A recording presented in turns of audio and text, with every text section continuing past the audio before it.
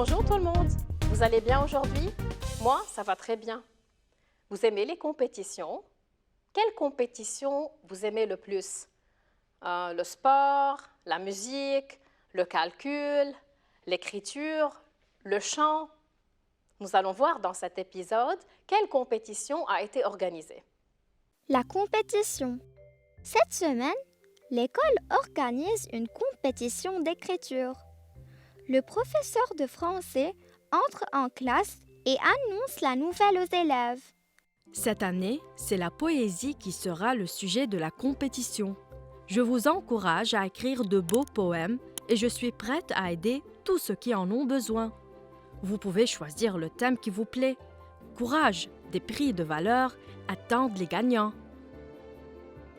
Enthousiaste, Sabine décide de se mettre à l'écriture aussi vite que possible. Quelle compétition a été organisée?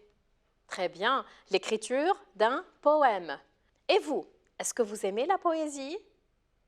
Est-ce que vous avez envie, c'est-à-dire est-ce que vous êtes motivé d'écrire une poésie comme Sabine?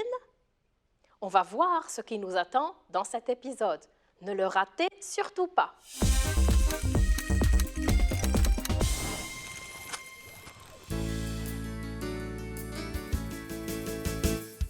Je voulais dans mon cartable emporter un seau de sable, pouvoir construire un château tout près des petites flaques d'eau, pouvoir construire un château tout près des petites flaques d'eau. Ma maman ne m'a pas permis, c'est impossible, a-t-elle dit. Ce n'est vraiment pas raisonnable, l'été est déjà fini. Ce n'est vraiment pas raisonnable, l'été est déjà fini.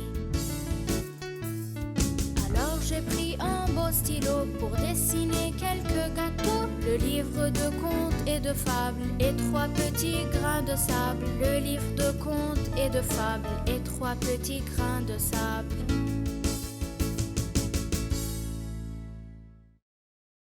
Elle est belle cette chanson. Qui parle dans ce poème? Un enfant, très bien.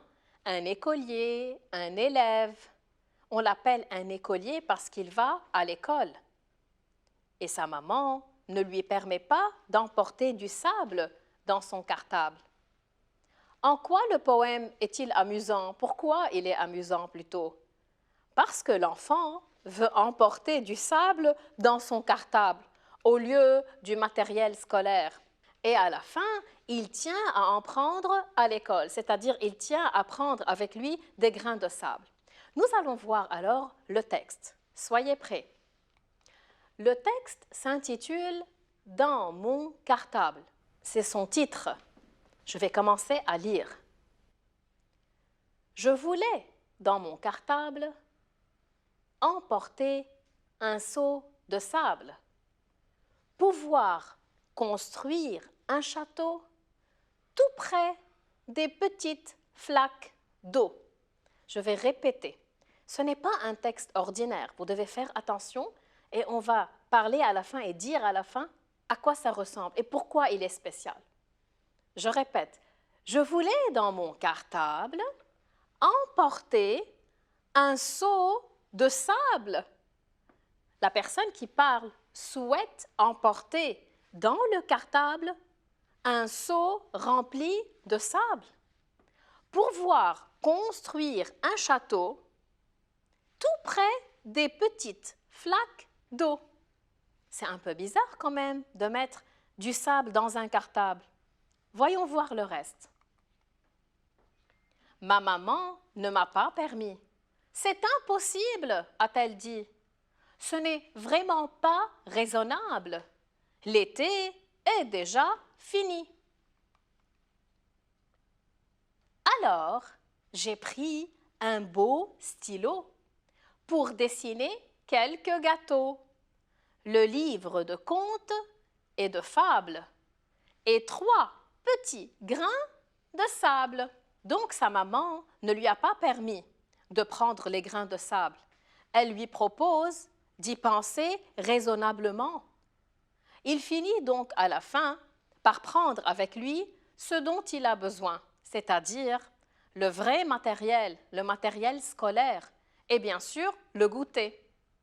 À la fin, il nous rappelle qu'il pensera donc toujours aux beaux jours d'été, qu'il va continuer à l'école à penser à l'été parce qu'il prendra les grains de sable avec lui. Je vais vous poser une question. En quoi ce poème se distingue-t-il des autres textes? C'est-à-dire, pourquoi est-ce que ce poème est différent des textes en général, des histoires que vous lisez? Si on remarque ensemble, la forme est différente, c'est-à-dire qu'il y a des paragraphes. Et vous savez qu'on les appelle des strophes. Alors, dans un poème, au lieu de dire un paragraphe, 2 paragraphes, 3 paragraphes, on les appelle une strophe. 3 strophes. Notre poème est formé de 3 strophes. À la fin des vers, c'est-à-dire à la fin des lignes que je suis en train de lire, il y a des sons qui se ressemblent. On les appelle des rimes. Vous voulez qu'on lise ensemble les rimes qui se trouvent ici? Écoutez bien. Alors, j'ai pris un beau stylo pour dessiner quelques gâteaux. J'entends à la fin le son O.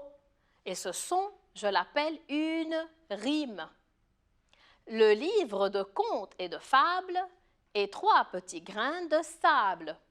J'entends able dans les 2 vers, dans les 2 lignes. On les appelle une rime.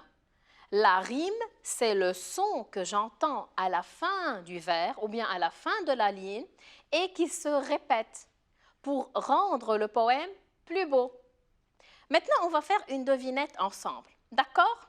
Vous êtes prêts pour la devinette? Première question. Combien de strophes composent le poème que je vous ai lu? 3, bravo, il y a 3 strophes parce que j'ai lu 3 paragraphes. Et je vous rappelle que dans un poème, chaque paragraphe s'appelle une strophe. Deuxième question. Combien de vers? Il y a 12 vers dans ce poème. On passe à la 3e question. Qui se rappelle du titre du poème? Dans mon cartable, bravo pour ceux qui ont deviné. Donc, la strophe, c'est-à-dire le paragraphe, c'est une strophe qui est formée de 4 vers, contient 2 rimes. Bravo. Et bien sûr, dans la dernière strophe qui forme ce poème, on a déjà vu ensemble, en lisant au début, qu'il y a aussi ici 2 rimes, stylo, gâteau, fable et sable. Parfait. Remarquez avec moi les groupes nominaux suivants. Ce sont des groupes nominaux. Et on dit il y a 4 groupes nominaux. Chacun d'entre eux, on l'appelle un groupe nominal. Je vais les lire. Mon cartable, un seau de sable, un château, des petites flaques d'eau. Dans chaque groupe nominal, on va trouver le nom noyau, c'est-à-dire le nom qui est le plus important. Dans le premier, j'ai cartable. Est-il au singulier ou au pluriel? Un cartable, mon cartable, c'est singulier. Un seau de sable. Qu'est-ce que vous pensez de seau? Un seau, c'est le nom noyau. Il est singulier ou pluriel? Singulier. Et si je pense à sable, est-ce que sable est singulier ou pluriel? Oh, on dit du sable. Je ne sais pas. On ne peut pas les compter. On les appelle incomptables parce qu'on dit toujours du sable. On ne peut pas compter le sable. On compte les grains de sable. Mais vous savez que le sable est formé de beaucoup de grains. Donc, à la fin, je vais vous dire qu'en français, on dit toujours des grains de sable ou du sable parce qu'ils sont incomptables. En disant un château, je vois que le mot château est au singulier. Et quand je dis des petites flaques d'eau, je vais m'arrêter sur le mot flaque. Qu'est-ce qu'il prend à la fin? Un S. Donc, bien sûr qu'il est au pluriel. Il y a plusieurs flaques d'eau. C'est la marque du pluriel. Et l'eau Qu'est-ce que vous en pensez? À quel mot elle ressemble? À sable, très bien, on dit de l'eau. On ne peut pas compter l'eau, bien sûr, c'est incontable. Alors, on vient de voir ensemble que parmi les noms communs, il y a des noms qui sont au singulier, comme cartable, comme seau, comme château. D'autres qui sont au pluriel, comme par exemple flac, qui prend S. Quand je dis « j'ai pris avec moi mes livres », c'est au pluriel, livres. Mes crayons, c'est au pluriel. Mais il y a aussi des mots qui sont incomptables, comme le sable, l'eau. Par exemple, le sucre aussi, je dis du sucre, je dis de la farine. Ce sont des objets qu'on ne peut pas compter. Remarquez avec moi ces 4 mots. Du sable, on a dit qu'ils sont incomptables. Le sable est incomptable. On ne peut pas lui mettre un S. L'eau aussi, on dit de l'eau, c'est un liquide. Du lait, par exemple, du lait, c'est un liquide. Du sucre aussi, le sucre, on ne dit jamais les sucres. Ou bien du blé. Le blé aussi, il est incomptable. Toutes les graines que vous trouvez sont incomptables en général.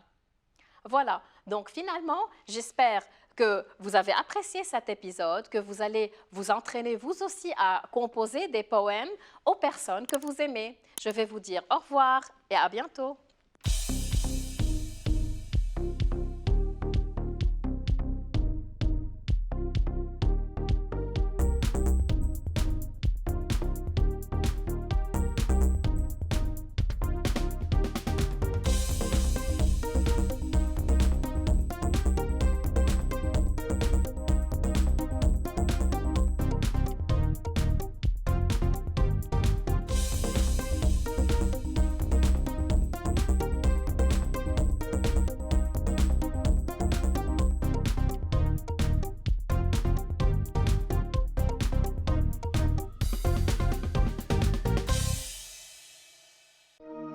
لمشاهدة المزيد من الحلقات زوروا سات7 بلس.